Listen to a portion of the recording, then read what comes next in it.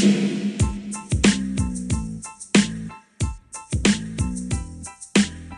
¿qué tal? And welcome back to the PowerHouse. Today is a very special episode. This is our episode number 1.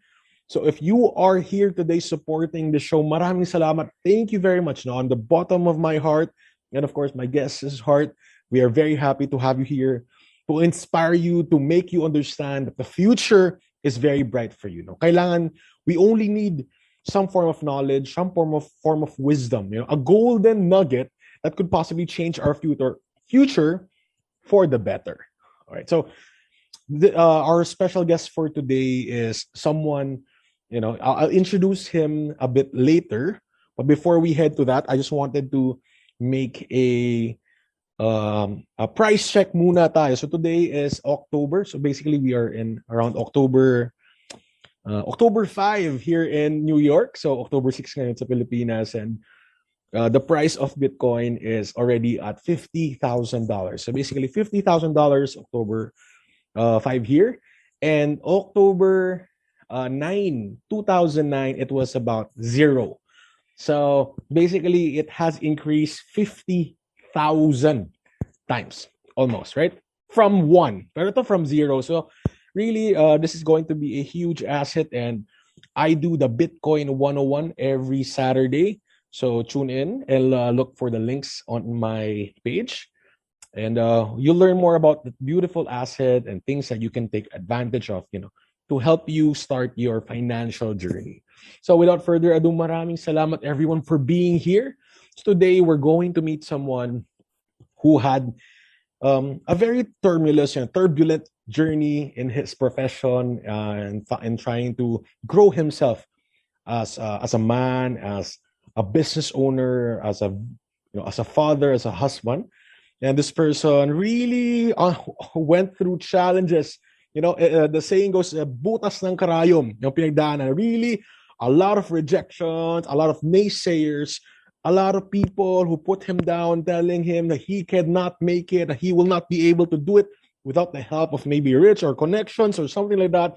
And this person proved to the world, right? He proved to the world that he can be a great father, a loving husband, at the same time, a very successful multimillionaire business owner, and at the same time, one of the fastest growing company in terms of the pest control or the hygiene, environmental hygiene industry in the Philippines. And he's really looking forward to growing his business, adding more people to his company to employ, to change more lives. And he's also looking for business partners that could probably come in.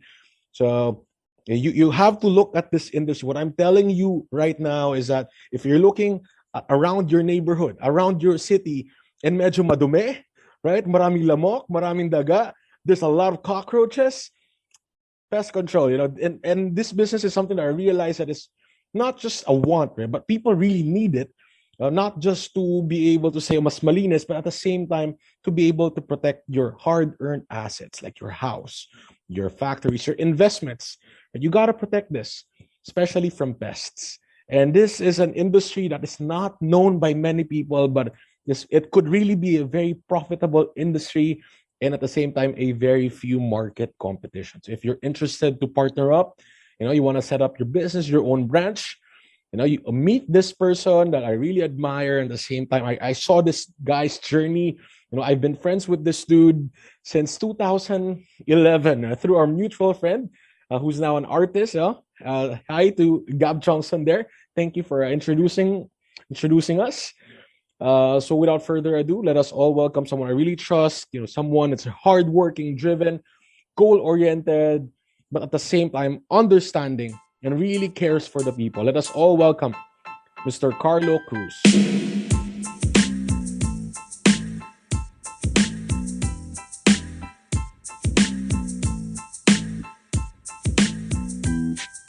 Hey Carlo, how are you? How are you today? Hi, thank you so much, Joshua. Chairman, maraming salamat for having me here today. So I really appreciate your invitation. Hindi ko inaasahan na ma-invite mo ulit ako. Maraming salamat. And also for that wonderful introduction. Thank you so much. Okay, so Kamusta? Kamusta ka dyan sa New York? I'm doing well. Actually, fall. It's the start of autumn or fall season here. So, ang noon time dito is about 17 degrees. So, mas malamig pa sa aircon. Kaya paggabi naman, at night it's like 14 or 15. So, as you can see, I'm in like a long. It's very cold. It's very cold. And something that I really want to share with you, Carlo, is when here in New York, really quite different because it's less restriction. Kumbaga, wala kami ditong required na face shield, and our face mask naman is only indoors. So here It's in very this, nice. yeah, here in the States, they really value what we call self responsibility. Kumbaga, in order for you to be able to live a life, sabi nila, na para sa'yo, kailangan you take responsibility of your life. So kung hindi ka nagmask at nagkasakit ka, responsibility mo yun sa sarili mo, sa pamilya mo, sa mga mahal mo sa buhay. Right? Exactly. So kung gusto mong hindi magmask, up to you, but you are going to take that big risk.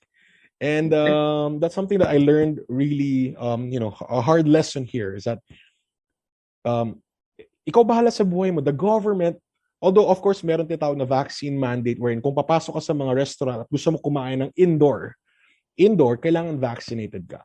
Pero pag outdoor naman yung kakainin mo, meron naman sila tinatawag dito na outdoor or al fresco dining, you don't have to be vaccinated. Para sa pag nasa open air ka, logical, relax lang, right? Chill. Wag naman yung masyadong Very stricto. nice. Very nice. Very nice. Right. So, Carlo, thank you very much for being here. For everyone's idea, Carlo and I also did the PowerHouse podcast, and I think he was also my first guest in that YouTube version. And now in this podcast version, he is also my first guest here.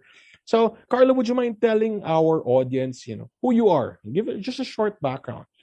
All right. So good morning, everyone. My name is Carlo Cruz. All right. So I'm a businessman by profession. So yung mga business ko is actually one of its pest control. Second is the construction company, which I become one of the angel investor for RD Builders and Trading Corporation. So, sa totoo lang, marami rin tayong pinagdaanan bago natin nakuha yung mga tamang negosyo. And at the same time, marami ring question yung capabilities natin in order for us to become successful. So, basically guys, I'm just a very young entrepreneur. I'm 29 years old. I started doing this 29. at the age of 16. 29 na ako ngayon. 16 na ako simula magnegosyo. So basically, yun yung probably one of the highlights of my story na maaga ako nagnegosyo. And maraming beses na ako nagkamali. And thank God, maraming beses ako nagkamali. Yeah, sa mga mentor ko nga pala, si chairman natin ngayon, si Sir Joshua Wow. Gonzalez. Thank you. Appreciate it. That's good. That's a good.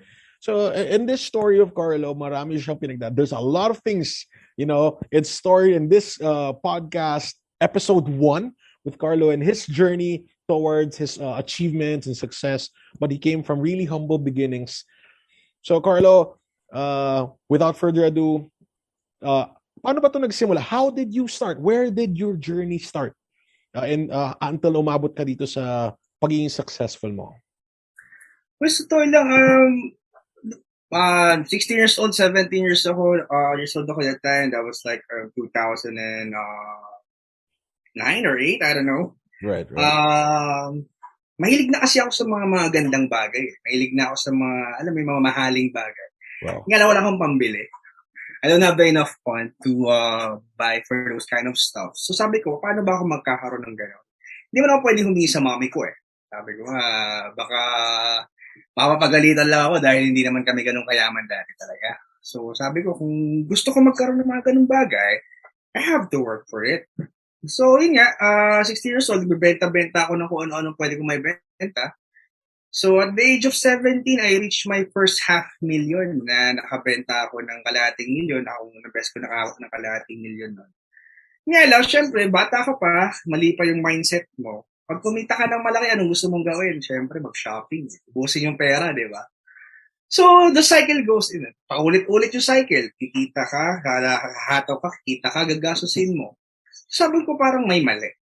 Yun nga, at the age of 18, na-invite ako sa isang network marketing company Isa na yun sa mga naging rason kung bakit hindi rin ako nakatapos ng college. Well, I'm not blaming network marketing industry because hindi ako nakatapos ng college.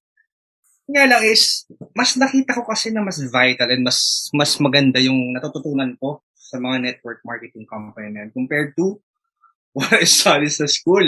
Please don't get me wrong, guys. Maraming ka matututunan sa school, like yung socialization, good connection of friends, and a lot of things. Totoo yan. I'm not against education, guys. For I sure. value education. It's just that I feel that it's not for me. Yes. Okay? So, hindi siya para sa akin. Kung sa inyo, para sa inyo, please continue it. Okay yan, maganda yan. Pero para sa akin, feeling ko hindi siya para sa akin. Okay? Yes. Okay. So, I was invited by one of my friend, good friend, Miguel Ferrer. So, sabi niya sa akin, shout out. Yes. So, nasa isang parang student lounge area kami. Then, we're talking about dreams. We're talking about supercars and a lot of things. Sabi ako, sobrang na-hype ako eh. Sabi ko, ang dami mong pinikwentong mga gandang bahay, yung supercars, kotse. Ang tanong ko lang naman, paano ba natin makukuha yan? Sabi ko, paano ba natin magagawa ng paraan? So, syempre, networker pala siya. Hindi ko alam.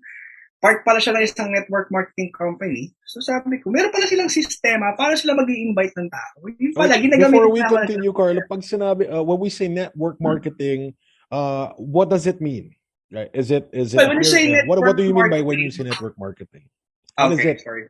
Sure, go ahead. When you say network marketing, yung mga tao nag-i-invite for you to grow their organization, their business. Wherein, kung familiar kayo sa mga company like Uno, Usana, or probably Indio, but I don't know, for the Philippines, that's actually a Philippine company. For other countries like yung Forever Living. So it's a big industry as well, right? It's a very big industry. It's actually $1 trillion industry wherein marami ng tao ang nagpatunay na this is an effective industry. This industry can actually change someone to something. Okay, so alam mo yun. So ako naman, since I'm a man-driven type of guy, gusto ko talaga yumaman. Gusto talagang kumita ng malaking pera. Right. That's good. Nakinig ako doon sa friend ko. Most of the story nga daw, kapag ini-invite nila sa network marketing, ayaw. Kumbaga, acne daw. Kaya alam ko na yan, di ba? So, yun yung mga common term doon eh. Ako naman, gustong-gusto ko. Yung nag-invite sa akin, in-invite ko na, puntahan na natin yung company para makita ko na. Yung nga lang, syempre, may pasok sa school. Sabi ko, hindi. Importante to. Kailangan natin kumita. Okay. So, pumunta kami doon without me knowing na meron palang investment. Okay, yan ang mahirap sa mga Pilipino. Yan ang nangyayari sa... Gusto natin kumita, pero kaya natin maglabas ng pera. Okay. Gusto natin kapig na ng kapig lang. So, ako willing ako maglabas. Talagang bulob. Yun nga lang ang problema, wala akong ilalabas. Okay. So, yun ang pinakamasakit na part doon. So, umuwi ako, medyo malungkot ako, pero motivated ako. Na alam ko, one of this day, or probably tomorrow or next week, kaya ko nang gawa ng paraan yun. It's just a small amount lang naman. It's around 8,000 pesos. Pero nagulat din ako sa sarili ko nung that time. I'm around 20 or 19 years old that time. Pero wala akong 8,000. Sabi ko, anong ginagawa ko? 8,000 lang, wala pa ako. Sabi ko, kailangan ko gawa ng paraan to. Hindi habang buhay, magiging problema ko 8,000 na yan. Pag ginawan ko ng paraan, so, syempre, marami naman tayong ways para kumita doon. You have to ask for money for your mom or your friends or sell something. Right. What I did, I sell some stuff. May mga gamit ako na binenta ko, sinacrifice ko in order for me to invest in that kind of business. Right. So, hindi ko alam na pagka nagsimula ka pala, akala mo bukas mayaman ka na. Hindi ganon eh. Hindi ganon yung nangyari sa akin. So, it's a misconception lang, no? But when people say they're starting into a business, they're going to sales, they think that tomorrow is gonna be like a huge success already, right? So, that's a misconception. You gotta put in your time. Go ahead. Okay, so wala talagang ganong walang overnight success eh. Hindi ko na, after the long run lang, ginagawa ko yung business, na-realize ko yung binayad ko pala is para nag-enroll ako. Nag-enroll ako sa isang business school wherein ang resulta o yung grades mo is base sa kung ano mo mong resulta doon. So maganda kasi doon, hindi ka nila pababayaan. Hindi ka nila iiwanan lang na pumasok ka, start ka, wala. So sabi ko nga, ang ganda nung naging konsepto kasi nakalimutan kong mag-aral sa eskwelahan at nag-aral ako sa totoong buhay. So yung pala yun pinakita sa akin ng maaga kung ano ba talaga yung importance of being a streetwise, a street person na, a street businessman, na alam mo yung kalakaran sa labas. O may mga ginagawa sa loob ng eskwelahan kasi naging market ko rin yung mga classmate ko nung that time. Kaya lang, syempre, out of 100%, parang 5% lang nakinig sa akin at naniwala sa akin. Sino ba naman maniniwala sa akin? Wala naman akong pera dati. Pinikwento ko pagyaman. Kaya lang, syempre, di ba, hindi natin nakasanayan kasi pag-usapan yung ganung bagay So, yung mga panahon na yun, nahirapan din ako. Kaya lang, syempre, parte naman lahat ng success is maghirap. Tanungin mo lahat ng legitimate na negosyante na hindi COD.com. Alam mo yung COD.com, Chairman? Go, paki-elaborate. Ano ba yung COD na yan?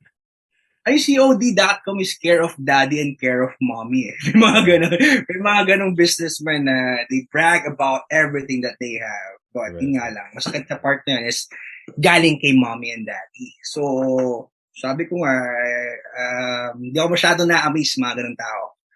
So, nakita ko marami doon talagang from scratch. Marami doon na from nothing turn themselves into something.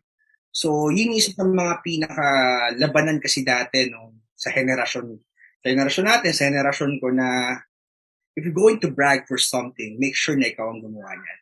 Make sure na ikaw ang nag-create niyan. So, yun yung na-embed sa utak ko. So, sabi ko nga, ang ganda ng network marketing. Yun nga lang, sabi ko, kahit anong sipag at gawin ko dito, magiging milyonaryo. Pero mas mayaman pa rin sa akin yung may-ari. Mas mayaman pa rin sa akin yung gumawa ng kumpanya. So, ayun, medyo rebelde talaga yung utak ko. Feeling ko, kailangan ko nang matutunan to kagad at kailangan ko ma-apply to sa sarili kong kumpanya. Yun yung nangyari sa akin. So, to cut the long story short, right. I stopped doing network marketing. I train people na lang. I give some knowledge how to run the business. Then, there was a time na I was invited to go in Alabang to handle 3 companies. 3 of these companies actually pest control company. So, doon nag-start yung journey ko papunta sa kung ano nangyari. Yun. So, I stopped doing network marketing. Pumunta ako ng Alabang. I handled 3 companies there. I was invited. Nag-drop ako ng college. So, sabi ko nga, hindi ako nakatagtapos ng college. Pero, ang inaral ko kasi doon is how to run a business na rin. Kumbaga parang OJT na. So maganda yung offer sa akin. I have my own car, I have my own house, I also have my own salary, which hindi ko naman kailangan. So ang nangyari kasi doon, naging arrangement namin ng business company, yung owner, is sabi ko, lahat ng salary ko, i-hold nyo na lang, hindi ko naman kailangan So wala pa man ako asawa, kasama ko naman yung girlfriend ko noong that time. So, hold nyo lang yung salary ko sa inyo lang muna. Then, once na kailangan ko na, bigay nyo lang sa akin. Okay? So, lahat kasi provided naman. I have my food, course, secretary, and everything. So, okay. So, I run their business. Pinapatakbo ko yung pest control nila, pinapatakbo lahat. As in, lahat ginawa ko. At what age ka dito? So, you were already in charge of running this business, right? You're a business manager. At what age to? It's around 21 years old. Around 21, 22 years old ka. All right. So very young, right? Maybe very you're already young, handling, do you have people who are already older than you? Na hinahandle mo ng mga tao? I have 70 staff that time. Na may mga 40, 50 years old na rin na syempre, nakikinig siya sa akin because I am the general manager, operations manager din that time. Yeah. So, sabi ko nga, hindi madali. Pero nakita ko kasi na kaya kong i-handle Dahil lang naman din yung training sa akin sa network marketing on how to handle people. On how to handle kahit na mas matanda sa akin or kahit mas bata sa akin, I know how to handle them. So, hindi madali. Simula, syempre nangapa ako dahil you're trying to revive a falling company So, mismo kasi yung may-ari na wala na silang kumpiyansa na maayos yung kumpanya. Sabi ko, hindi pwede sa akin yun. Pwede kong tignan lahat ng butas para maayos ko itong kumpanya na to. So nakita ko lahat and I asked for a funding like 1.7 million for funding just to fix the business. Nga lang, mismo yung company owner na yung may ayaw. So sabi nila, man, tatakbo mag-isa yan. kikita kami ng pera dyan. So they don't wanna invest more in their own I want to company. invest more. Gusto kong ma-reach yung income na 8 to 9 million monthly dun sa company na yun. Sales. Which, so sabi ko, kaya kong gawin to. Kaya kong papuntahin to sa ganitong aspeto ulit. Ito lang yung mga kailangan kong asikasuhin. Yung nga lang, mismo yung business owner kasi, may mga bad habits na naapektuhan na yung kumpanya. So let's not probably talk about it na lang. Yeah, Pero, ang sakit kasi noon, kapag hinaluan mo kasi ng kalokohan talaga ang negosyo, doon napapasok yung lahat ng sinasabi nilang malas. Oo, so totoo yan, na-attract mo yun. Kung mag-drugs ka, kung mambababae ka, mag-iinom ka, maniwala ka sa hindi, lahat yan babalik sa business mo. And you will suffer from it. I've learned it from a lot of people na proven and tested ko na yan. So yun na nga yung nangyari. So, pinilit kong buhayin yung kumpanya, pero naka-register sa akin yung kumpanya na yung Defender. Naka-register na si Defender. Okay. So you already had it in your back pocket, basically. You were preparing to build it. Yes. Okay. Bit ko na siya. So, naka-register, naka-hold lang yung company. Sisi nga, na-invite ako and hindi naman ibang tao sa akin nag-invite. So, sabi ko maganda rin proseso to para malaman ko yung ins and out ng company. To learn, right? That's the important part there. Parang binayaran ko lang din yung pag-aaral ko ulit doon sa kumpanya nila. So sabi ko nga, 19 to 20 hours ako nagtatrabaho doon, bro. So lahat ng operation, I handled Fortune 500 companies that time, planta, warehouses, even biggest banks in the Philippines. Hindi ganun kadali.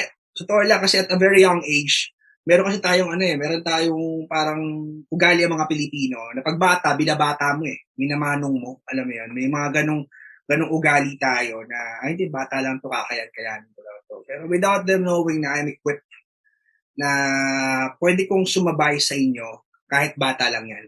Pwede sumabay sa inyo yan, basta ang bibigay nyo lakas talaga dyan, yung respeto. Kasi hindi naman basihan dito yung edad lang basihan dito kung ano ba yung kapasidad ng tao lang din. So yun yung prenude ko sa kanila for 2 years. It didn't matter that you were young. That's the important thing. Yes. It's the effort and skill that you put in that business. That gave them that respect for you. Exactly. So, ang diskarte ko pa nga, nagpapatubo ko ng bigote para hindi nila to look older. To look older, man. So, yun na nga. So, yun yung nangyari. Then, to cut the long story short, tumakbo ng maayos yung kumpanya, hindi nabigay sa akin yung funding, pero naayos ko. Then one of this day, bilang parang, nasa office ako na, kausap ko yung secretary ng may-ari. Siguro, whiteboard sa loob ng office, piniro ko yung secretary. Sabi ko sa secretary ng may-ari is, kabisado mo na ba yung pest control industry? Kabisado mo na ba how to run the business? So it's just a question, very simple question. Sabi naman ng secretary, yes sir, alam ko naman po. Biniro ko siya na, tara, tayo ng pest control company. So yung biro ko na yun is just pure joke lang talaga. As in, wala akong intention to sabotage or to get some clients from that company. Yun nga lang, syempre, alam mo naman sa opisina, may politika. May politika, syempre, may sip-sip. Yung secretary na yun, sinumbong ko dun sa may-ari.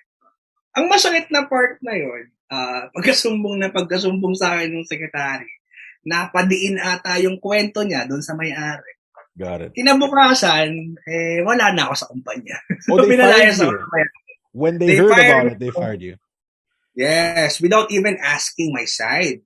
Oh, wow. Kung ano ba talagang reason, or is it just a joke, or totoo ba yun? So sabi ko nga, okay lang din naman Pinalayas ako, as in on that day, pinalayas ako kasama yung girlfriend ko. So okay, andun kami, then nag-work din siya doon. So masakit na part nun bro, yung time na hinihingi ko na yung bayad sa akin, hindi ako binayaran. And umabot na siya almost na 500,000. So masakit kasi uuwi kang luhaan 2 taon kang hindi umuwi sa pamilya mo. Right. Pasko or what, maraming events ako na na-miss para lang magtrabaho for them. Okay. Dahil nga kailangan at maraming nangangailangan sa aking tao. Right.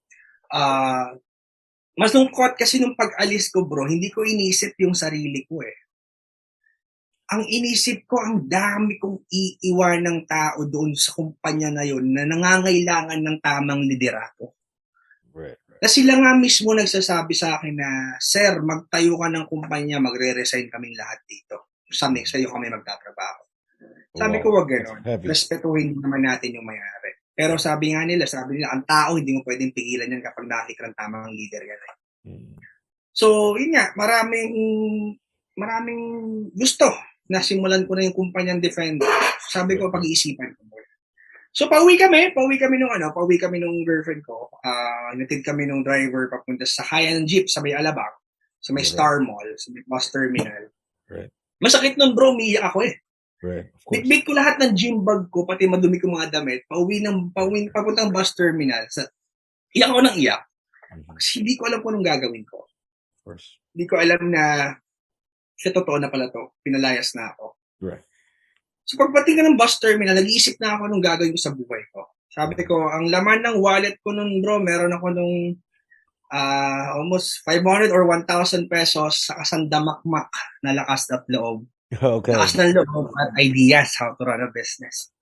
So, syempre, bata ka pa noon, unang-unang mong tatawagin, syempre, mommy, di ba? For Mami sure. mo, tinawagan ko mami ko. Right, Syempre, right. pinalayas ko, wala kang ibang susuporta sa'yo eh. Tinawagan ko yung mami ko ng that time, then sabi ko sa kanya, Mom, sunduin mo ako sa Cubao. Pinalayas ako, umiyak ako ng that time, pero sabi ko sa kanya, huwag ka mag-alala, mayroon akong plano. So yung plano ko na yun na nga, yung plano ko ngayon naging isang malaking kumpanya na siya ngayon, which is in Defender. So, yung titignan ko yung mga nangyari before, bro. Kung hindi nangyari yung mga negative things na yun, hindi nangyari yung mga pansasabotahe sa akin noon that time, is hindi ako mapupunta sa kung anong meron ako ngayon, kung nasan ako ngayon. So, I'm very thankful for those challenges or those failures or those people na sinubok ako. Kasi without them, wala rin Carlo Cruz ngayon eh. Wala rin Defender Company ngayon. That's good. So, wala rin kung usapan na mangyayaring ganito to. So, Okay.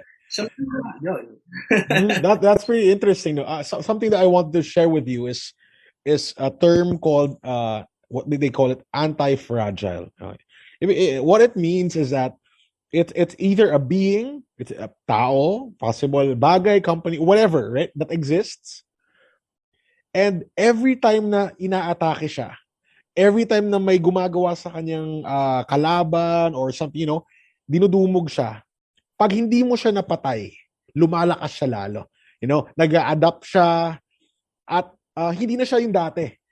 It grows, it learns, and it becomes stronger if you didn't get to extinguish it. And I think that happened to you. You were betrayed by a company that you gave your life to for 2 years, right? Not even taking your whole salary, making sure that the people in that company have a leader to look up to, right? A leader to, it's hard because one of my experiences, I've been training leaders for about 7 years now, is that only 1 to 3% of the population actually raises their hand and say, I want to lead. No one wants to lead because when you're a leader, you have to make decisions. And that decision affects everything that you hold. And that's why people say, and the main example is when someone says, saan tayo kakain? Right? Where will we eat? Walang gusto magbigay ng suggestion kasi pag nag-suggest siya at pangit yung lasa, right? Parang sisisihin siya. So, this is how people have to look at leadership. No? Everything rises and falls with your leadership. It's how you lead yourself. It's how you lead the people around you that will dictate what level of potential success that you could have. And I really see that this journey of yours allowed you to grow as a leader. Let me just go back to where you were down, right? Malungkot ka, you just got fired, you hawak mo yung you were holding your bag ng mga lumang mabahong damit, hindi ka pa nagpa-laundry, walang sahod, and nasa jeep ka, for sure, magabi siguro, nasa jeep ka kasama girlfriend mo, and you had plans and then biglang poof, wala. Ano yung what was going through your head, no? That fear or emotion, ano ba yung mga naramdaman mo nung time na yon? Una syempre takot, bro eh. Fear. Natatakot ako Kasi, una sa lahat, yung girlfriend ko kasi that time na yun, parang nag-live-in na kami. Alright. So, sabi ko kasi bilang lalaki, sa lahat ng lalaki dyan, wag ka papasok sa isang relasyon kung hindi mo kayang pangatawanan, hindi mo kayang alagaan yung babae na yun. Right. Parang ang prinsipyo ko kasi pag ako nag-asawa, pag ako nagkaroon ng girlfriend, I have to work my ass off. I have to Right. provide everything na Right. kailangan nila. Right. Ang hirap naman kasi nagla-loving kayo eh. Hotdog itlog na naman, ika nga sabi nila. Alright. Okay, so yun yung gusto kong yun yung pinaka-pinanghawakan ko sa sarili Because ko. you had to take care of your girlfriend then. Wife now. Yes, Okay. Spoiler alert, na-wife ko na naging asawa niya po yun. Okay, hindi po nag-iba yung girlfriend niya.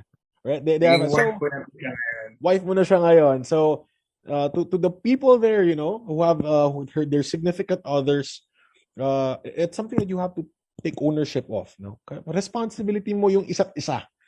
Yeah. So you told your mom, right? Let's go back to you told your mom, sabi mo, may plano ako. So, ano next na nangyari doon? What was the plan? Okay, so both of my parents kasi is engineers. So, Okay. maganda rin naman yung mga connection nila sa construction company, maganda rin naman yung my mom is a good salesperson. So, may mga training din na binigay sa akin yung mommy ko, Wow. how to get client. Okay, so kinonect din niya ako sa ibang connection nila. So, sabi totoo lang, yung mga magulang natin may tutulong din naman sa atin yan. Pero try to ask a few few things lang para at least, alam mo yun, lahat makuha mo pa rin from yourself. So, I asked for some advices, connections from my mom, my family, na kahit ano namang bigat ng pangalan nila, kung ikaw rin mismo kasi hindi ka mag-perform, Right. hindi ka magbibigay ng maayos na service or product to them, it doesn't matter. Okay? So, inalagaan ko lang din yung mga inalagaan nilang connection before hanggang sa nakapag-create ako ng sarili kong connection. Wherein, sabi ko nga, sa business kasi, mas maganda ng yung minsan ma-over-deliver ka, kahit underpaid ka.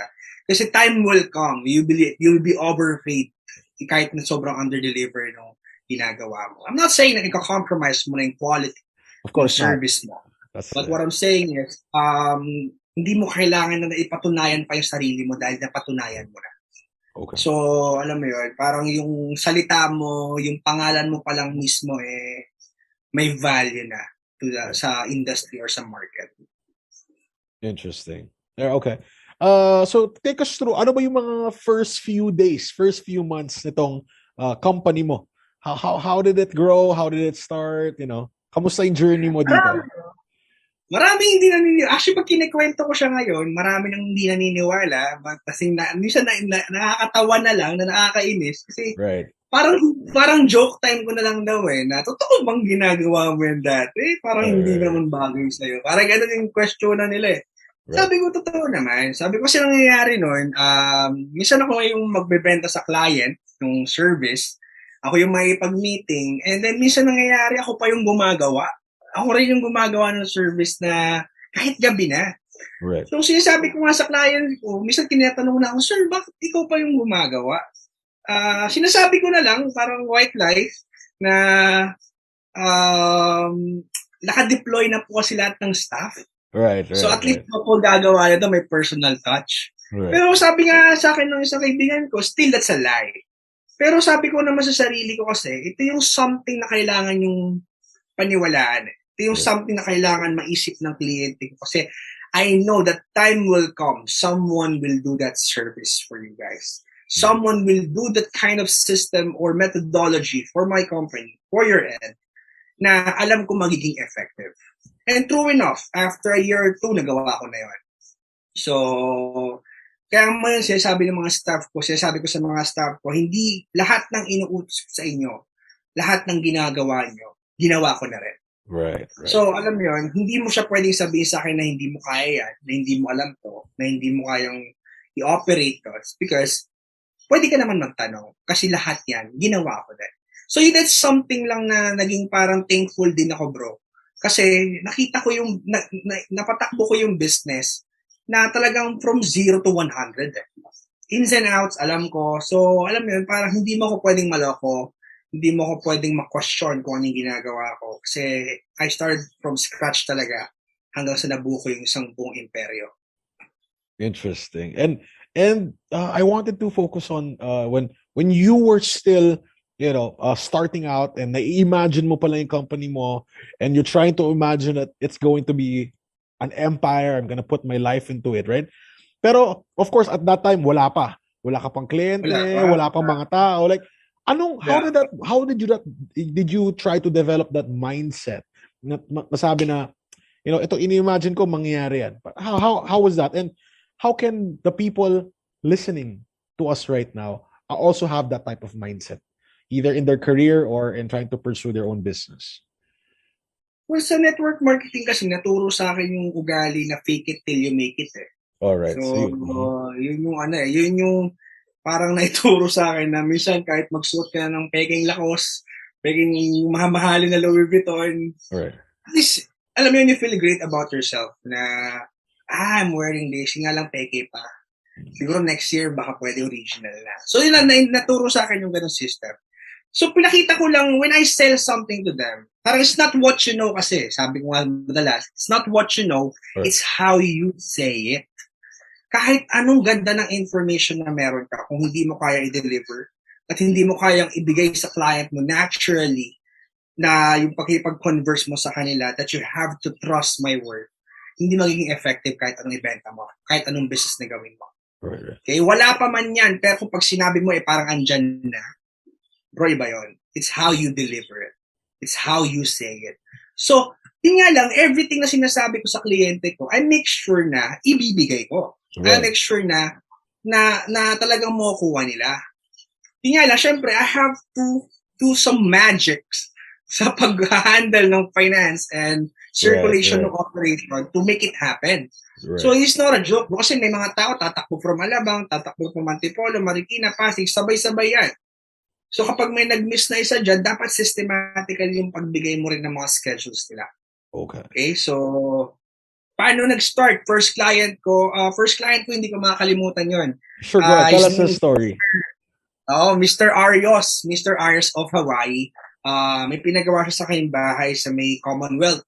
So, siya yung unang-unang client ko na considered a very big account pa ng time na yun. That's around 28,000 pa lang naman. So, malaki na sa akin yun. Kasi first time kong hawak ng account na personal ako yung magmamanage. Right. Same. Na ikaw na talaga, na pangalan mo yung nakasalalay. Ako na yun. So, I asked for down payment. So, for down payment kasi syempre, normally upon signing the contract, you ask for down payment. Then upon finish of the contract, that's the time you get for the full payment amount of the payment. Right. So, yung 50% na yun or 30% na yun na down payment sa akin, pagkakuha ko ng draw, doon na ako dumiretso agad sa bilihan ng mga gamit. Right. Okay, so nag-inubos ko agad yung pera kasi alam ko yung ibibiling ko naman na makinari. Pwede ko naman siya magamit ulit eh. Hindi naman siya isang usage lang eh. Right. So alam ko, invest na ako doon. Pasok na ako ng pera doon, ganyan. Hanggang sa ako na rin yung gumawa. Nag-hire lang ako ng assistant ko. Right. So sabi ko, if I can do this 10 times in one day, probably I have 200,000. Yeah. Yun yung naisip ko lagi. Numbers game. So, hindi ko naman pwedeng gawin yun sa isang araw, 10, baka pagod na ako. No? Siyempre, nileverage ko yung sarili ko. So, dinuplicate ko lang yung sarili ko. I duplicate myself to one of my managers. Tapos yung sila mismo nag-duplicate sarili nila to sa mga staff na rin namin. So, sabi ko nga, I created a system wherein hindi na ako kailangan mag-appear sa lahat ng operation. I created a system na hindi ko na kailangan pumunta sa lahat ng job site because I already trained someone to do that for me. So, sabi ko nga, if yung business mo kasi is naka-design for you to attend there every time or to do such thing, for me, that's not a business. That's still a career. It's still work. Kasi for me, ang tingin ko kasi sa business, if you establish a business and work your ass off like for 5 to 10 years, pwede ka nang hindi magtrabaho eh. Yun yung belief ko. And true enough, nagagawa ko naman na siya. So, I've been now working for 1 year, 2 years already. I've been delegating my time for my son, for my wife. We travel a lot of times. Pilipinas pa lang naman, syempre. We love our country. Maraming magandang lugar dito. So, short-term sacrifice for long-term success. Interesting. Yun yung mga bagay na talagang natutunan ko sa negosyo. That's good. One of the key, that's a very good point that you raised up, no? I'm not sure who made this study, but they say that the highest correlation to success. So parang what can you have that will guarantee or the highest guarantee of success in the future is what we call if that person can delay gratification, and that's quite important because yung study na to, I'm not sure if you guys have heard about this, is they followed some kids and they told them, hey, you can have this cookie, one cookie right now, or if you wait for me to come back later, I'll give you another cookie. So that's a study that they made, and then they tracked the lives of this young people, and the highest correlation is that mas naging successful talaga yung mga tao na yung mga bata na hinintay nila makakuha ng pangalawang cookie. That's the highest. So if you're raising a company, you're raising a kid, or you're mentoring someone, the highest guarantee of success is to teach them to delay that gratification. And that's quite important. Ibig sabihin, kung pwede, mababala yung gastos muna kahit umaakit yung income, or hindi muna mag-upgrade ng mga bahay, eventually it'll come, then that would be the highest correlation of success. And that's something that you've been mentioning quite some time, no? Parang sacrifice now for better future. Kumaga, something like that. And that's a very inspiring story. Um, a lot of people are listening here. They're probably young as well, and they wanted to say like, oh, I want to start my own business. I want to be this. I want to be that. What are the things that you experience na hindi pinag-uusapan masyado pero nangyayari pala when you run your business? Like, what are the things that hindi mo kayang i-anticipate pero yung pala may ganito at kailangan yung mga taong papasok this businesses ma-aware sila? Ano yung mga experiences mo na gano'n? Kailangan mong i-accept na malungkot sa taas. Kailangan mong i-accept ngayon na malungkot sa top level ng success kasi madalas mag-isa ka lang. Totoo yun. Ako ngayon, parang meron akong ganung feeling na medyo malungkot kasi bakit malungkot Hindi dahil meron ka ng bagay na ganito, nabibili mo na ito. Hindi dahil doon Kasi minsan nag-enjoy ka lang mag-isa. Why? Because majority of your friends is working. I am not against employment. Okay? Don't get me wrong. For sure. But Right. majority of your friends is working under someone. So, hindi mo sila pwede maaya every week or every day. Ako kasi pwede mo akong ayain every day Like, if I want to go to Boracay, if I want to go to this place, if I want to go to this place, pwede akong umalis bukas. Pwede akong gawin agad to. So, masakit nun, wala ka nang maaya. And ang masakit pa na part ngayon dito, yung best friend ko ba at nasa New York, yung chairman natin ngayon, hindi ko na rin makasama. Di ba? So, mag-isa lang talaga na, though I have friends naman. So, may mga ganun. What I'm saying is kasi may mga tinatawag na core friends or core family. Wherein ito sila yung mga tao taga nakakausapin mo, makakasama mo sa lahat ng maraming bagay. So may mga circle of friends ka na malaki, may maliit. Yung maliit kasi yun yung nagmo-motivate sa'yo, yun yung mga bibigyan na ideas sa'yo. So you have to prepare yourself for that. Then, kailangan mong tanggapin na yung mga magiging kaibigan mo mawawala talaga. Why? Kasi you're gonna be busy. Yung mga dati mong kilala, hindi ka nakakausapin. Because naiirita na yung demon nila sa katawan nila. Kasi you're talking about your future. You're talking about those things na gusto mo na magbago sa buhay mo. Ang pinag-uusapan nila kung ano yung bagong cellphone na lalabas, magkano naman yung presyo ng SLP, okay, yun pala, sorry. Magkano naman yung bagong sapatos, bagong kicks, maraming mga puro item lang na kapag binili mo ngayon, the next month, the next week, wala nang value. Hindi ka na na-amaze sa mga ganon. You talk about ideas. You talk about how can you improve one organization. Hindi ka na nakipag-usap na, hapon yung friend ko na dapa ng mood nyo. Yung mga ganon, mga petty issues. They don't excite you anymore. So, tsaka tanggapin mo lang din na you have to you have to spend 3 years of your time na focus ka lang sa business mo. The longer, the better. I focused for 5 years and now I'm enjoying my life. That's it. So, sabi ko nga, may mga ins and out, may mga may mga down moment pa rin. Ang maganda lang kasi ngayon, kahit sabi natin nag-pandemic, though malaki naging epekto sa akin because almost 7 of my branches is nawala. Pero sabi ko nga, if ang nangyari lang ngayon is nag-transition lang yung business. Kumbaga parang nag-up lang yung game ng maraming tao. Ang tanong, sasabay ka ba? Yun lang naman lagi yun eh. Right. So in every bad situation, there's an opportunity na papasok din talaga. Yeah. You just have to be very creative. Just have to be very brave enough and take all the risks. Pero you have to calculate and prepare yourself for the result eh. Kasi depende yan sa galaw mo, sa action mo lang. Right.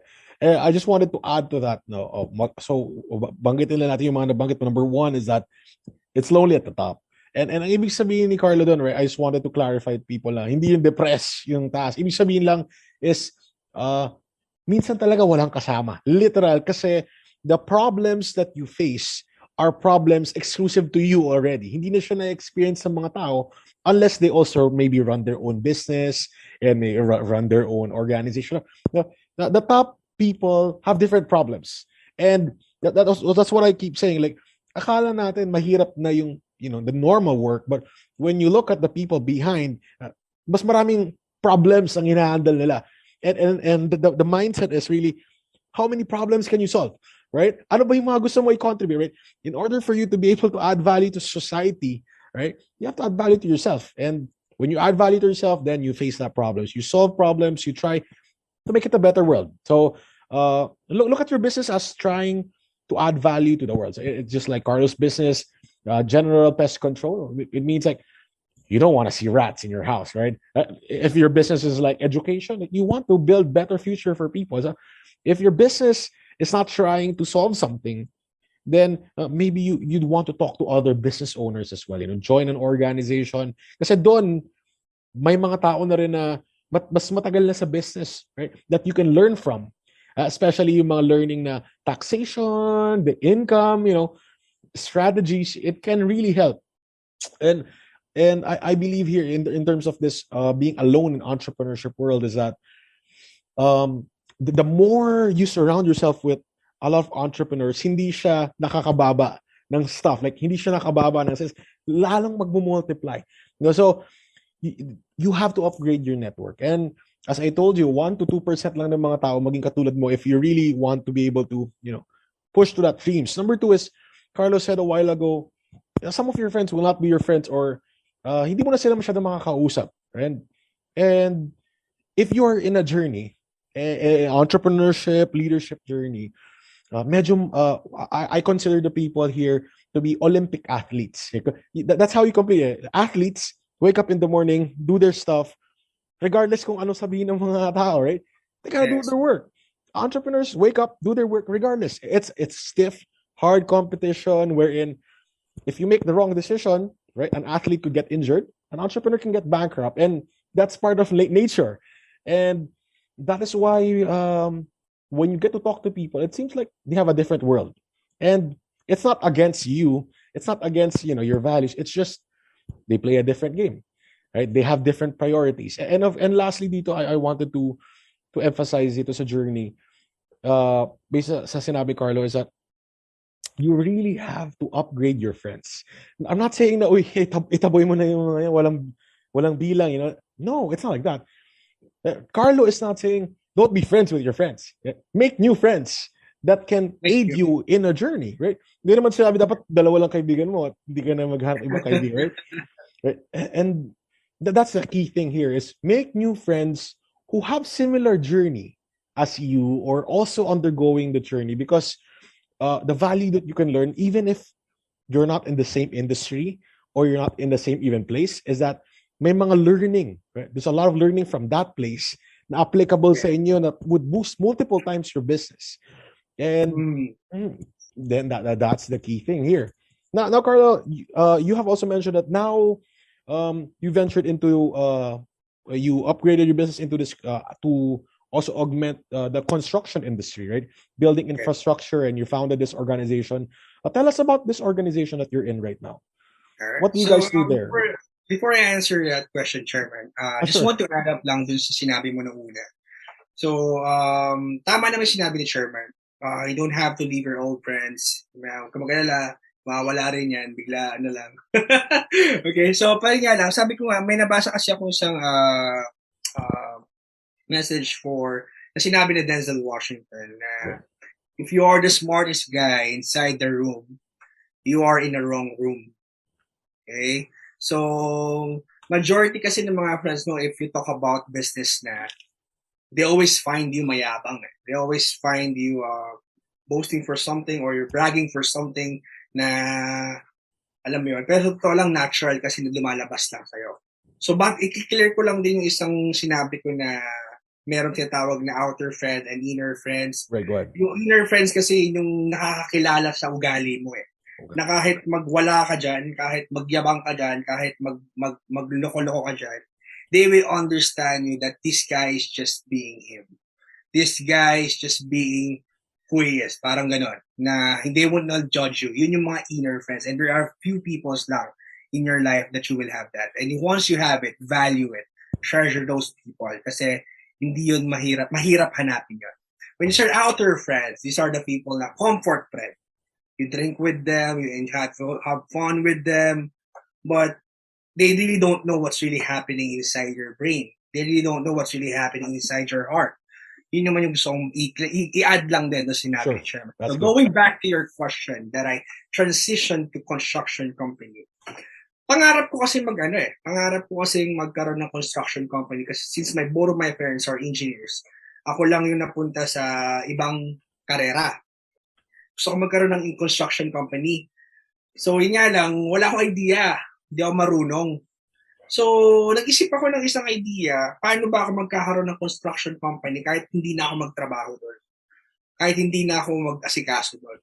Okay. So, doon ko naisip yung salita na angel investor. So, pumasok ako as one of the angel investor of this big construction company, which is RD Builders and Trading Corporation. So, I invest a good amount of money. I buy some of their shares. So, ngayon, I could actually say that I have a construction company. Sure. Then I just provide some clients on network to them. So parang binili lang din nila yung network ko. So so maganda doon. Still, pwede ako matulog. Pwede ako matulog sa bahay, magawin lahat ng gusto ko. That no one will bother me. Na I have to sign this kind of thing, I have to approve this kind of thing. Sa construction sa pest control, I still have to do a lot of things pa daw. Right. Pero sa construction, hindi na nila ako pinakikialaman. Money comes in. So sabi ko nga, I am not working hard anymore, I'm working smart na. Right. So I'm done working hard because I guess 10 years is enough for me to know how to work smart. Mm-hmm. Yeah, and tell us more about this construction firm that you invested in. What do they do? Shout out mo dito, i-plug natin. Maybe some people are looking for things. Shout out natin sa RD company. So my good friend, also the owner, CEO, Mr. Luis Philip Tolentino, and yung wife niya, LP. A very kind people. Sobrang mahal na mahal yung mga tao niya. So, totoo lang, it took me 2 years para maisip ko lang na kailangan ko makasama sa buhay itong mga taong to. Kasi una sa lahat, alam mo yun, may mga tao kasing kahit sabihin mong maingay, madaldal, palamura, pero totoo Alam mo yun. Kumbaga, walang filter, hindi ka, kahit nakatalikod ka, hindi ka loloko. Right. So, I love this kind of people and I nakita ko na mag-grow ako at mag-grow sila pag magkasama kami. So, hindi ako nagdalawang isip na ipasok yung business ko dito, yung pera ko dito. So, yun nga, we handle high-rise building, residential properties. So, malaki na rin yung company. We handle some STI Corporation for Tanco family. So, alam mo yun, malaki na rin yung range nila. Nag-uusap na rin kami ngayon to transition or mag-invest ng panibagong business to Cebu, in-evento Tacloban. So, i-add ko pa sila sa mga network ko from Boracay to Guimaras and Iloilo Right. Na alam mo yun, palaki ng palaki. Sa totoo lang, kung hindi lang nag-pandemic, baka, alam mo yun, baka nasa Cebu na ako ngayon naka-base handling another business. Kaya Right. lang, syempre, nagkakasubukan pa ulit ngayon kung sino ba talagang tunay na negosyante. All right. Alam mo All yun. right. So, Interesting. sabi ko nga, okay naman yun. Maganda kasi ngayon, maraming nawala. Di ko sinasabing marami nagsarang business. Di ako natutuwa sa marami nagsarang For business. sure. Natutuwa ako kasi maraming naglabasan na tunay na negosyante ngayon. Maraming naglabasan ng mga totoong yung mga gustong yumaman talaga. Yung mga gustong may patunayan at baguhin sa ekonomiya natin. Kasi maraming iba na hype lang eh. Masarap yung chili garlic, masarap yung top silog nila, binenta na hype ng market, binenta, nagsarado yung kumpanya, wala na. Yung iba talaga kahit anong nangyari, bagsak na yung negosyo, nilaban pa rin nila. Yun yung mga naka-inspire. Right. Mga That's very good. All right. So you venture into this construction firm. You have this, of course, your original baby. You know, your Defender Pest Control. Uh, how are you now trying to contribute to? Kumbaga may ginagawa ka bang mga charity or ano bang mga for ano natin diyan for goodwill kumbaga. What are you guys doing?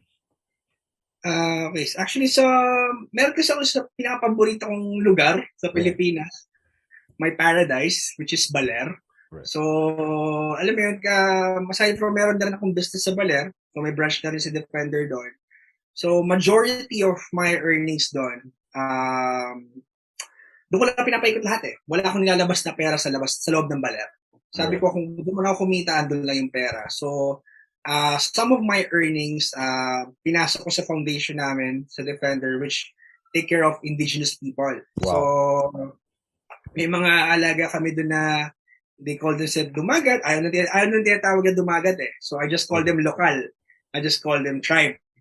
Na di man more on puro pagkain, ang madalas ang kino-contribute namin, dinodonate namin, that's mga ilaw or yung mga smart kit, like yung mga solar panel or yung mga ilaw na hindi mo na kailangan magsiga, alam mo yun. Right. So hindi naman sa sinisira natin yung kultura natin doon, pero syempre at some point maganda rin sana hindi sila maiwan sa progress ng mundo natin, ng bansa natin. Kasi baka alam mo yun, one of these days natin sila kilala na. And apart from that, I'm planning to build a school in Baler na for technical, for mga hardworking type of jobs, like mga for feeders, for pest control, na gusto ko magkaroon din makita nila yung kapasidad ng mga taga Baler na they're really hardworking people, na napakasipag ng mga taong to kung magagabayan lang ng tamang sistema, tamang mindset, tamang trabaho. Ang trabaho kasi nila pang world class talaga. Lalo if you stay in one of my clients, which is Costa Pacifica, owned by my shout out to Costa Pacifica. So they've been my clients for almost 4 or 5 years already. I don't know. A very good hotel. Ito lang, isa sa talagang very relaxing hotel in Baler. So, namimiss ko na rin nga yung mga butler ko doon. So, talagang napaka-asikaso nila. So, sabi ko nga, kung kaya ko mag-create din ng mga pest control technician or pest control manpower came from Baler, bro, sabihin ko lang, napakaganda ng pwedeng maging impact nito sa industriya nila, sa komunidad nila. Which nasubukan ko na eh. Actually, I hire one of the Balereño. Totoo lang bro, napakaganda ng attitude. Yung work ethics nila is something na alam mo hindi ka mapapahiya when it comes to work. So yun yung mga foundation na sinusubukan natin gawin ngayon. And itong pagtutok, yan syempre sa mga bagong henerasyon, may mga sponsorship tayo na sinusubukan, lalo sa PBA. Tuturo rin tayo sa PBA nga pala is one of my organization or Philippine Builder Association, which nagtuturo kami sa mga startup company, na mga construction company na gustong mag-boom din. So may mga partner ako dito. Like, shoutout nga pala kay Engineer Clark Ferrer, Engineer Alan, Alan D, of course, and engineer Luis Philip Tolentino. And also one of our greatest IT guy, si Steve George Maca. So, malaki din kasi naging contribution namin sa ekonomiya. Sabi ko nga, if magtuloy-tuloy ito at makabalik sa normal na circulation na yung ekonomiya, at least kahit hindi man sa full blast na sirkulasyon, at least makagalaw lang ulit lahat ng buong industriya, we can create big things. Sabi ko nga, hindi ito para sa pera, para na to sa legasiya. Interesting. That's a and this PBA na tinatawag, no? You guys, according to you guys, help mga gusto maging entrepreneur in terms of this construction industry, become a contractor, whatever, right? In this field. Yes. So you're trying to, let's say, improve the quality. Tell us about that parang standardization na gusto ninyong i-uphold. Okay. So, majority kasi ngayon, marami tayong matinatawag na fly-by-night company. So, sa totoo lang, bakit ba may mga program na ganito? Una sa lahat, para maprotektahan din natin yung mga kliyente natin. Yung mga taong gusto magpagawa ng bahay, yung mga OFW, madalas kasi mga OFW, they don't have any knowledge on how to construct a house. Kasi madalas, puro pera lang yan eh. Bibigyan ng pera, mayaman mga OFW natin. May ipon. Mabato na sila ng pera. Ayun nga lang, syempre, gusto namin talaga na at least kapag yung pinaghirapan nilang pera, mapunta naman sa tama. Mapunta naman sa maayos na investment or hahawak. So, hindi ko naman sinasabi na kami lang yon. Hindi naman sinasabi na sila lang yon. What we are saying here in PBA is we are trying to increase the standard of construction each and everyone's house. So at least bago ka pumasok sa PBA or Philippine Builder Association, alam namin na wala kang kapasidad para mangloko ng tao lang. At kung meron man, huwag ka mag-alala, meron naman tayong mga Federal Bureau to hunt for you. Kasi before ka makapasok, we ask for a lot of data. Para at least, kasi totoo lang, hindi naman, kung titignan natin yung negative aspect, napakakonti lang yan. Pero kung yung ibitin natin yung positive aspect ng ginagawa namin, napakalaki. Kasi imagine mo, we can give a lot of startup companies an opportunity to showcase their product or their service. Kasi majority kasi nangyayari ngayon sa Pilipinas, yung mga startup company, hindi na masyado na-recognize. So totoo lang, maraming magaling eh. Maraming magaling sa industriya na construction na hindi na napapansin because walang proper documentation, walang proper assistant, walang proper knowledge how to run this business. Hindi formalized. Exactly. Wala silang mga ganon. Yeah. Pero they have the skills. They have the skills na pang world class. They have the skills na pwede na i-offer. So we assist them. We assist them by what? Giving them advices, consultation, trainings and seminars na kami mismo, pinapakita namin, ito yung dapat mong gawin. So, ang laki na naging impact. So, sabi ko ngayon, nag-event kami sa Manila Hotel. Nakapag-create kami ng isang malaking organization doon or isang community doon wherein masarap makipagnegosyo sa mga tao to. Dahil sure ka na kapag ka PBA yan, matino kausap yan. So, you're trying to create a community, mapagkakatiwalaan, with high integrity, that fulfills. That's a very good push kasi I've seen in a lot of, let's say, Facebook posts, no, mga artista, even mga ganun, no, mga well-known personality, yung mga houses nila para napopost ni engineer like hindi maganda yung pagkagawa or napabayaan na, and there's a lot of this stuff that are happening, and the reality is malaking gastos yan, right? Building your dream house is malaking gastos, and kung you work with the people that have no good track record or wala masyadong experience sa specific na kailangan mo, hindi naman kasi equal lahat may specialty din, baka masayang lang yung pera. May mga experience ka ba na ganyan na tingin nila nakatipid sila, they thought na nakasave sila but napamahal sila eventually, especially dito sa ginagawa mo in your company mismo? Ako very straightforward ako sa mga client ko So, like was sinasabi na every solution have its own price. Right. So, you have your own problem. You have this problem. I give you the solution. I am the solution. And this is the price. So, pwede ka may pag-bargain. Very small amount can bargain. Pero kapag nag-stick na tayo sa presyo na gusto mo, to be honest with you, I'll try to decline you. Marami na akong kliyente na sinasabi ko na kung hindi nyo kaya yung presyo ko, hindi naman sa pagiging mayabang, guys. Please don't get me wrong. Alam ko lang yung value ko. Alam ko lang yung kaya kong ibigay. Alam ko lang yung solusyon na kailangan mo sa problema mo ay hawak ko. And it comes with a good price. Ganun lang naman lahat yung bagay na yun. Kung kahit ka papipiliin kita, would you choose an Android phone or a Mac phone? Probably you'll choose a Mac phone or an iPhone. Kasi alam mo yung value eh. Alam mo yung kung ano yung pwede maibigay sa in terms of status symbol, in terms of operating, in terms of how to use it, user friendly or whatnot.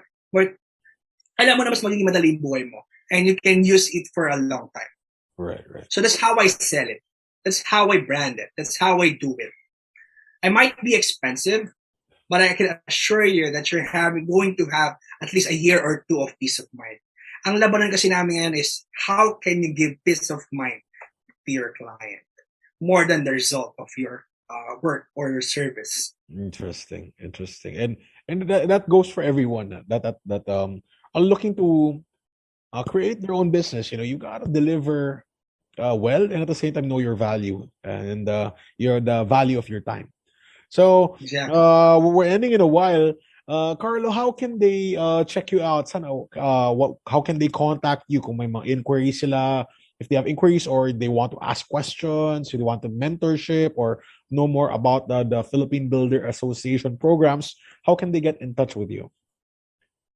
Okay, so yes, guys. So you can actually contact us by searching for architect, builders, contractors, designer page. You can actually see the page of Mr. Clark Ferrer, also known as Mr. Contractor. So, huwag kayo mag-alala guys, hindi naman masungit or snobbish si Mr. Contractor. Lahat naman ng question nyo, sasagutin niya, just drop my name lang. So, mention my name lang para at least alam niyo kung kayo nag-refer, kayo pag-galing. Right. You can actually mention our chairman's name, Joshua Gonzalez. So, kaya naman ni Clark Ferrer yan. Also, nagkaroon na rin sila ng meeting before. And also, to contact me directly, you can ask chairman naman for my number, of course. Right. And you can visit my page, Defender Pest Control Services. Kita nyo naman kagad dun yung logo and also yung name ng company. And if you want to have a personal meeting with me or one-on-one, I could give my number or probably have a schedule for my secretary's number para mapagpa-schedule kayo ng meeting for me. Interesting. Maraming salamat for that, for giving your time. So Carlo, ano yung mga parting message, final message na mag-uplift or mag-inspire sa mga future entrepreneurs or yung mga talagang gustong pursige to be the top in their industry? What is your message for them?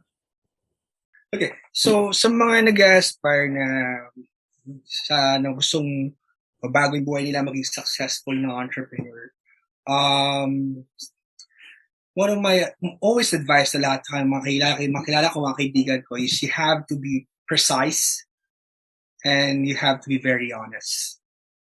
Okay? So, loyalty is one thing as well. So, kailangan mo maging honest sa lahat ng sasabihin mo. Huwag mong sasabihin kung hindi mo kayang ibigay.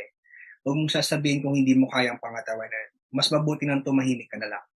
At once na ginawa mo to, make sure lang na ginawa mo na, gandahan mo na, gawin mo na ang maayos.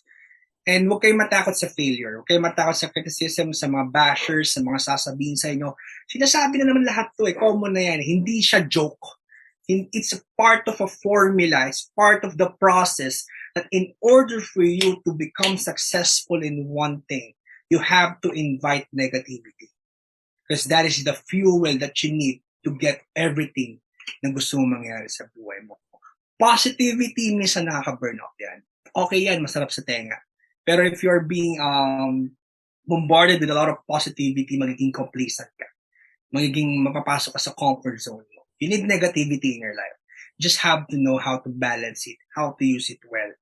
And at the same time, you have to choose kung sino ba talaga yung mga tao sa paligid mo.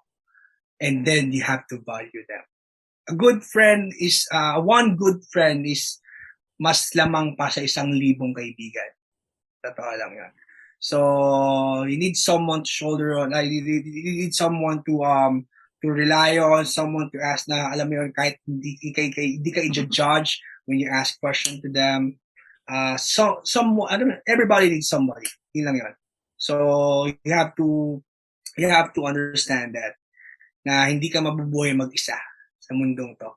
Like what my idol mentioned nga, yung sa mga iniidolo ko sa industriya ng showbiz and also business, which is Dolphy Quezon. Sabi niya, I am not gonna be Dolphy Quezon kung walang cameraman, wala akong PA, walang director.